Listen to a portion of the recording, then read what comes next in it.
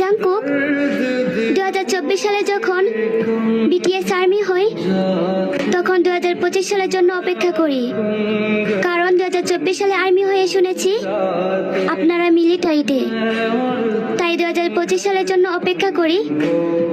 আর আপনারা যখন 2025 সালে ফিরে আসেন, তখন মনে হয় এই সালটা যেন শেষ না হয়, আটকে যাক এই সালে।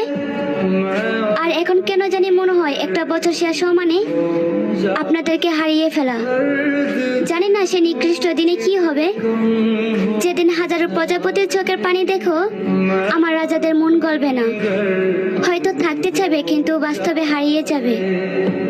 তারপর এক কালবৈশাখী জ্বরের মতন 7টি রানী এসে বলবে এই 7টি রাজা শুধু একান্তই তাদের।